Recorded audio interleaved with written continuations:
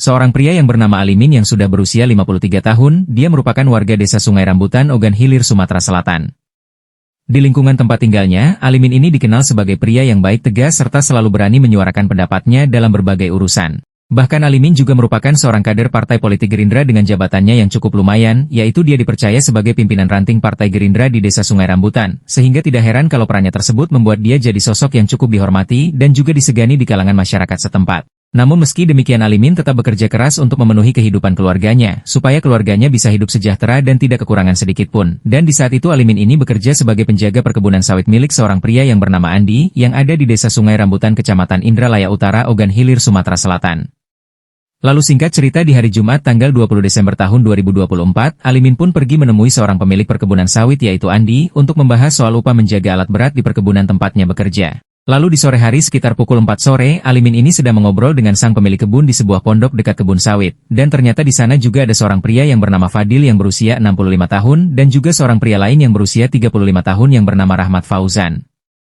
Lalu kemudian Alimin yang sebelumnya diminta oleh Andi untuk datang membicarakan soal upah menjaga alat berat di perkebunan, lantas mereka pun memulai obrolannya. Kemudian Andi menanyakan soal upah yang diinginkan oleh Alimin, lalu Alimin pun di saat itu langsung menjawab bahwa Alimin menginginkan upah sebesar 200.000 per malamnya. Namun di saat itu Andi tidak menyanggupi jika harus membayar per malamnya 200.000, lalu Andi mengaku hanya sanggup membayar upah per malamnya sebesar 100.000. Lalu kemudian dengan tegas Alimin pun menolaknya, karena menurutnya bayaran 100.000 per malam itu tidak sebanding dengan tanggung jawab serta resiko yang harus dia pikul. Dan setelah lama bernegosiasi akhirnya Alimin pun bersedia menurunkan permintaannya, lalu dia meminta upah sebesar 150.000 per malam. Di mana upah segitu merupakan angka yang menurutnya jauh lebih masuk akal untuk menghargai seorang pekerja. Namun belum juga mencapai kesepakatan, rekan kerja Alimin yaitu Rahmat tiba-tiba menyela di tengah-tengah negosiasi mereka, supaya Alimin menerima saja upah itu. Namun Alimin yang mendengar teriakan Rahmat tentu saja di saat itu Alimin jadi kesal. Alimin merasa urusannya diikut campuri oleh Rahmat yang padahal tidak diajak untuk berdiskusi.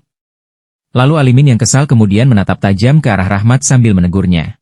Setelah mendapatkan teguran dari Alimin, lantas Rahmat pun seketika diam, lalu kemudian Alimin dan Andi pun meneruskan negosiasi mereka soal upah jaga alatnya. Namun Rahmat yang sebelumnya sempat ditegur, lagi-lagi Rahmat itu menyela perkataan Alimin dan Andi. Dan karena hal itu juga seketika membuat Alimin benar-benar jadi terpancing emosinya. Karena Rahmat yang tidak menghiraukan peringatannya dan kembali menyela negosiasinya dengan pemilik kebun, Alimin pun kemudian beranjak dari kediamannya dan langsung menendang bagian kepala Rahmat sampai Rahmat tersungkur ke lantai pondok. Entah mengapa Alimin sangat emosi di saat itu. Lalu Rahmat yang ditendang oleh Alimin, dia pun merasa kesakitan dan sampai Rahmat pun merasa sakit hati, karena di saat itu dia merasa direndahkan, sehingga Rahmat pun tidak terima dan berencana untuk membalas dendam atas perlakuan Alimin. Lalu Rahmat yang gelap mata, ketika itu dia melihat ada parang panjang di dekatnya, lantas Rahmat pun langsung mengambil parang tersebut dan dia pun langsung mengayunkan parang itu ke arah tubuh Alimin dengan sangat brutal. Lalu tubuh Alimin yang terkena sabetan dari parang yang digunakan Rahmat, seketika Alimin pun langsung mengeluarkan noda merah dari banyaknya luka menganga.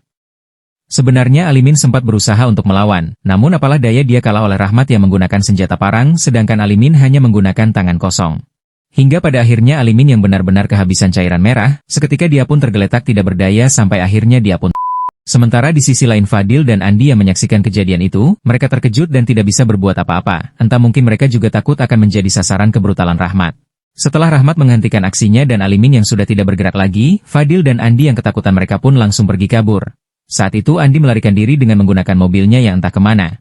Sedangkan Fadil melarikan diri ke perangkat desa setempat sekaligus melaporkan tentang kejadian itu. Lalu perangkat desa dan beberapa warga yang mendapatkan kabar itu, mereka pun langsung buru-buru datang ke tempat kejadian itu. Dan saat mereka sampai di sana ternyata Rahmat sang pelaku sudah terlebih dahulu kabur dari lokasi kejadian, sedangkan di sana mereka hanya menemukan tubuh Alimin yang sudah bersimbah cairan merah. Lalu tidak berlama-lama perangkat desa dan para warga dengan cepat membawa Alimin ke puskesmas terdekat, berharap Alimin masih bisa diselamatkan meski nyatanya Alimin di saat itu sudah benar-benar tidak bernyawa. Sedangkan sebagian warga segera melaporkan kejadian ini kepada pihak kepolisian, dan juga mengabari keluarga Alimin tentang peristiwa naas yang dialami oleh Alimin. Pihak keluarga pun kaget setelah mendengar kabar tersebut, lalu tidak lama kemudian mereka pun segera pergi ke puskesmas untuk memastikan tentang benarnya peristiwa tersebut, dan ternyata benar saja setelah sampai di puskesmas, ternyata Alimin sudah meninggal dunia. Lalu semua keluarganya berteriak histeris. Dengan sambil terisak tangis pihak keluarga masih sulit percaya ketika mereka mendengar dari saksi mengenai penyebab kematian dari Alimin yang ternyata pelakunya adalah rekan kerja Alimin sendiri yaitu Rahmat.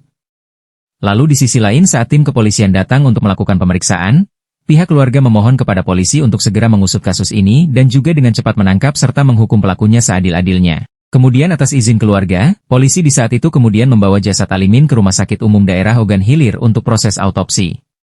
Sementara di sisi lain juga sang pelaku yaitu Rahmat, ternyata dia sempat menemui Andi sang pemilik kebun sawit untuk meminta pertolongan dan perlindungan dari Andi.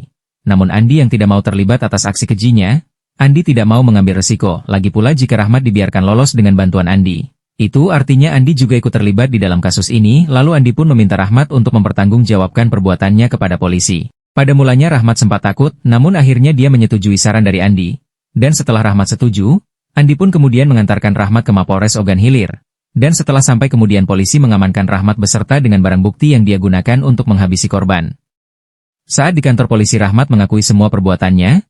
Di saat itu dia mengaku kalau dia emosi setelah ditendang oleh korban saat keduanya terlibat cekcok di pondok dekat kebun sawit. Dengan dibarengi keterangan dari para saksi yang diperiksa oleh pihak kepolisian termasuk Andi dan Fadil yang saat itu berada di tempat kejadian.